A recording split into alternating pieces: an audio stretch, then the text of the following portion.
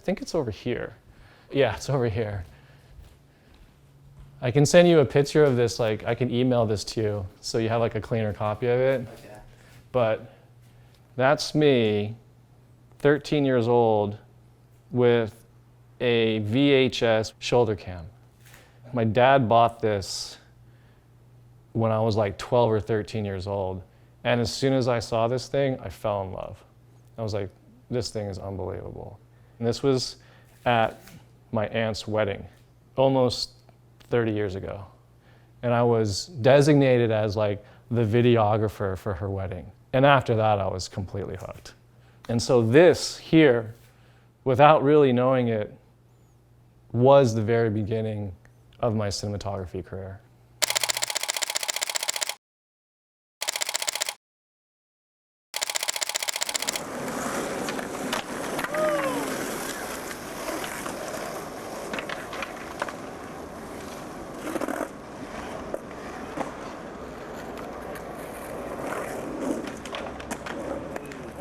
Yeah, being a native from Los Angeles, it's funny. You don't have the outside perspective of, say, somebody from Ohio or Kansas in terms of like how special this place is, because this is all I've known. You know, the courthouse was my backyard, and the beach gaps were my backyard, and it was second nature seeing Nautis cruise around down there, or going to Venice and seeing like all of that happen. It was never like, you know, like a tourist attraction for me. I was like, this is where I live, this is where this stuff goes down, and then I go home and I have dinner and I go to sleep and I get back up and I go do it all over again. I don't necessarily know what was a defining moment early on that turned an amateur career into a professional career. But I do remember seeing footage that I had shot of Tim Gavin in a Plan B video.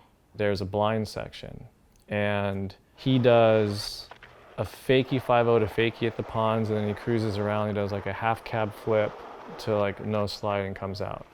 I remember Jerron saying, all I want to do is film with Dowling now, because did you see that Gavin line that he filmed at the ponds? Like there's clouds in the background, and dude, it just looks so sick.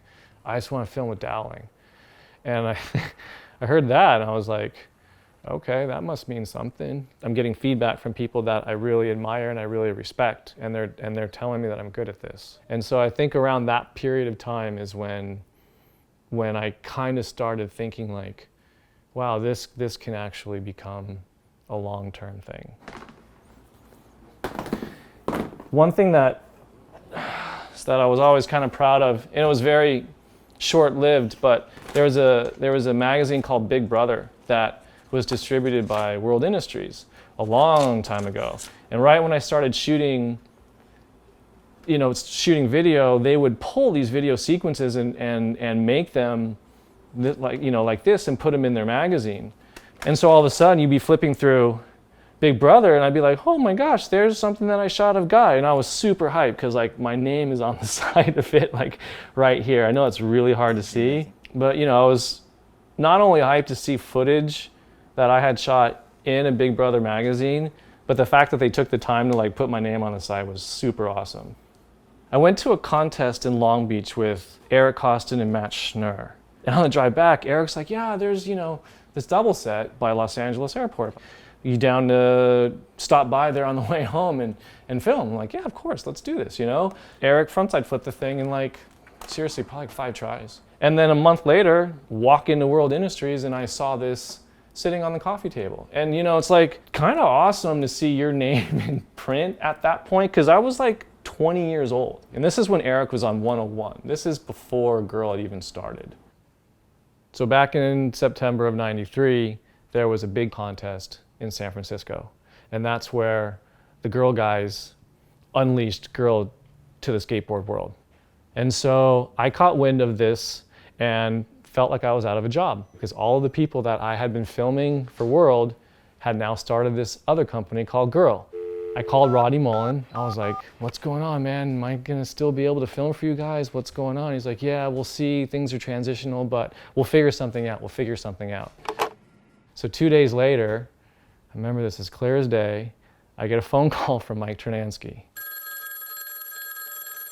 Mike Ternansky says, we want to hire you full-time to be on the World Industries roster. We want you to be our filmer. And I was like, okay, awesome, I'm down, I'm in. There's something back in the day called call waiting, where another phone call could come in, right? My call waiting goes off. It goes, I say, hang on, Mike, let me grab this other call. Hold on for a second, please. I hit call waiting. Rick Howard's on the phone. Well, you might have heard, but we started this company called Girl and this and that, and we want you to be our videographer. Do you want to come work for Girl? At home on my couch with Mike Ternansky on one line and Rick Howard on the other, both asking me to be their full-time videographer.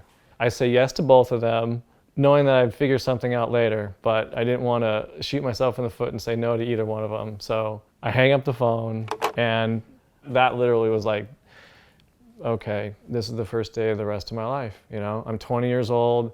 I love to film. I love to be around skateboarding. Something great is probably about to begin.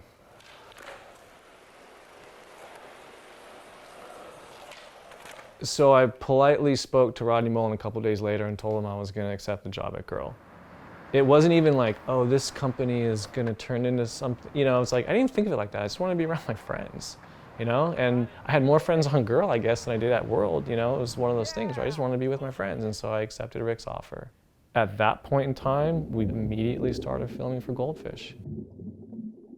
To be honest with you, I don't really feel like I shot the majority of Goldfish very well at all, you know, because I was just learning. I was learning about exposure, and I was just learning how to operate a camera.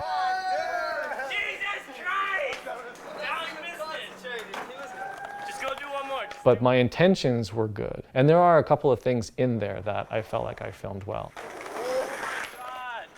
You know, Mike Carroll has a line in Hollywood where there's like Hollywood stars. I remember really thinking I had shot that well. Funnily enough, that line of Mike was towards the end of us shooting Goldfish. So at that point in time, I kind of started feeling like I was getting my bearings down and things were kind of coming together. But I'm not proud of a lot of that footage because I think I did a horrible job with it. I like seeing it, but I just see what's wrong with it. After Goldfish, we basically just continued filming, and around that time, Girl created Chocolate. All of those guys that were on Chocolate, Chico and Ben Sanchez and Shamil and Richard Mulder, like they were always around, and I'd be filming them too. And so we just started right in the Chocolate video. The only person that I didn't really know who got on later was Keenan, you know, because he came from the East Coast and I hadn't done too many East Coast trips, and the ones that I had done, I hadn't filmed with him. I just remember his style being incredible and smooth. And that's the stuff I remember more from my experiences shooting all of these videos. It's some tricks, yes, but it's more like how good that guy's style was.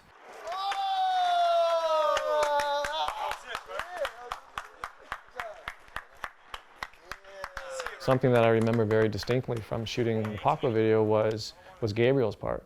He was always super enthusiastic and he was always getting stuff. He was calling me at like 4 a.m. He's like, dude, I want to go film this line down the middle of Hollywood Boulevard at 4 in the morning because there's no cars out and it's going to look sick. You know, Gabriel just took the bull by the horns.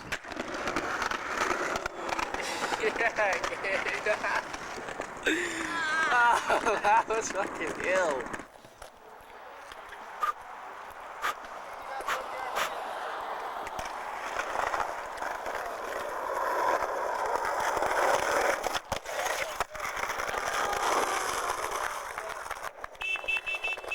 When we started filming Mouse, Guy's enthusiasm to film was completely reinvigorated, you know?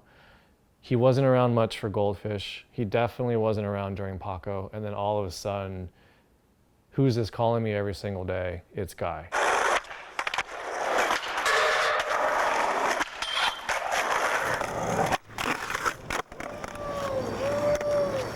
There are little things that I am proud of. Guy's part Mouse, because like the first trick, that's like at the Adams bump, right?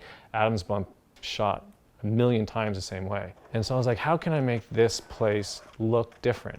I took the fisheye off and sat myself down on a bench, and I was like, oh man, I better not mess this move up, you know? And the try before he made it, I racked the wrong way.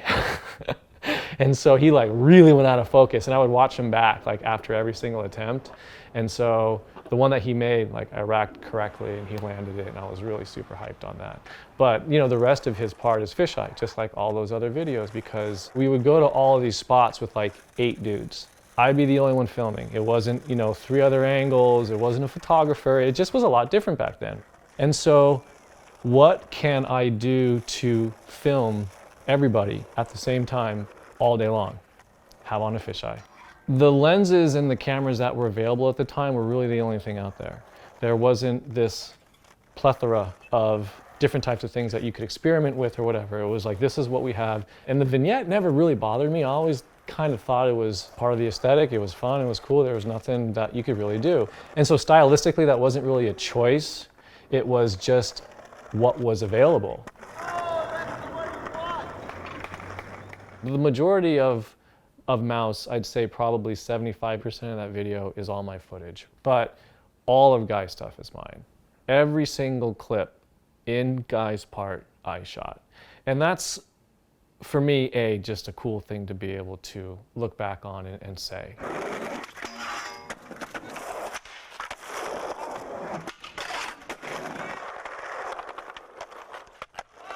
When Mouse was finished, I felt like, okay, I had shot that video as best as I could. And so I felt like this is probably a good time for me to go in a different direction, to try something else out, you know, because I kind of want to end on a high note, so to speak. After I did Mouse, I did another project, kind of independently, but kind of not. Transworld hit me up, and we had our own little sections in this video called Cinematographer. And I had a section in here.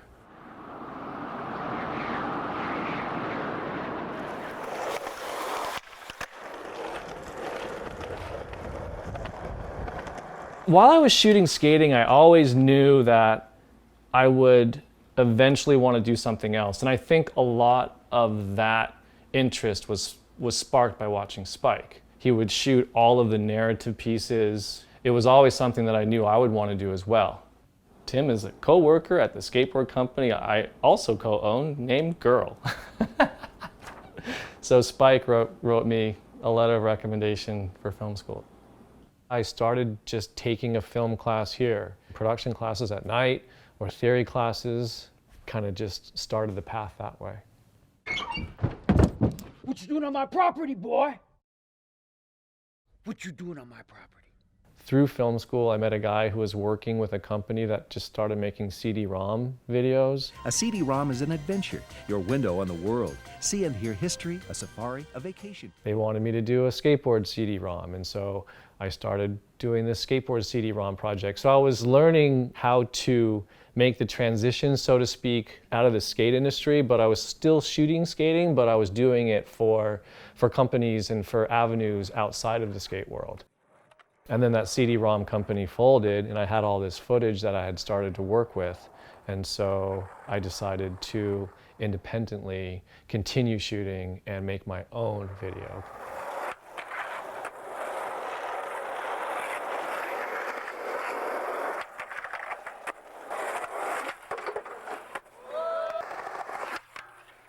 I've always felt like skateboarding acoustically is its own unique kind of thing.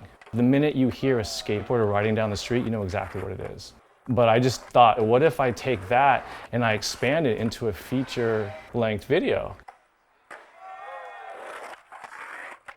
All said, Listen was a year-long project, but the real nuts and bolts and the stuff that you see if you watch the video, that was all shot within about 8 months. Wow, Richard Mulder, Robbie McKinley. Probably a lot of this stuff is all Robbie because he had such a good part. In a way, it's kind of like a big sponsor me tape. I don't necessarily think Robbie saw it like that, but he just knew it was an opportunity for him to kind of showcase what he was capable of and what he could do. And I remember after the video came out, a week later or something, Robbie was on Girl. After Listen was done, I just decided to go and try and do something 180 degrees in a different direction and do music videos. So after the music video world kind of played its course out, I had gotten a phone call from an old skate friend, Matt Solomon, who had sold a pilot basically to Fuel Television, an action sports network at the time, called The Captain and Casey Show, and if I wanted to come on board and shoot The Captain and Casey Show. This bridged the gap for me because I was super familiar with shooting skateboarding. I was starting to figure out how I could make the transition into television, and this was a perfect hybrid of both of those things. The Captain and Casey Show, Sunday on Fuel TV. Guess what? Time's up. Later, Michael. And then right after this, we did Built to Shred. I DP'd 2 seasons of Built to Shred, and that really solidified the transition because even though that was still a skateboard-based show, it had a much more polished television aesthetic. And after shooting 2 seasons of Built to Shred, I then basically made the move from action sports, skateboard world into docu-reality television. It was a show I had a lot of respect for. It was a show that I thought was shot really well, and it was something that I wanted to be a part of. And so through a series of emails and phone calls and who do you know and do you know this person and blah, blah, blah, I was able to get the email of one of the EPs on Deadliest Catch, and I did not take no for an answer. You could be persistent and you can be annoying, but if you know how to walk that fine line, then people will take you seriously. And so I had to have like 5 different meetings with 5 different execs, but they knew that I was wanting to be a part of the show for the right reasons, and I got hired. And it was the best and worst experience of my life. So you really want to be a cameraman on Deadliest Catch, all right?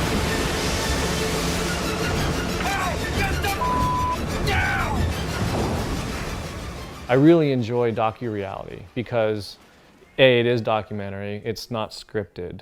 There's small crews, and where else would I get to hang out with the maniac Ted Nugent and shoot him on his ranch in Texas for a month, or get to go up into the forest of Sequim, Washington and work on Axemen. That's what I love about docu-reality. It's just I'm able to get really engulfed in this world for a very intense short period of time between 6 to 8 weeks, maybe 12 weeks, and then you're done. When I was coming up filming skateboarding, I was shooting with a lot of people who I had a lot of respect for, who I admired as professional skateboarders, and to be honest with you, I didn't want to fuck it up, I really wanted to document them well. And I think that way with the television shows that I'm working on now. I respect the process, I respect the talent I'm working with, and I don't want to fuck it up. I want to shoot them really well. And so it doesn't matter if I'm shooting skateboarding or if I'm in the middle of the Bering Sea on a boat in 40-foot seas. I'm trying to shoot it as best as I can.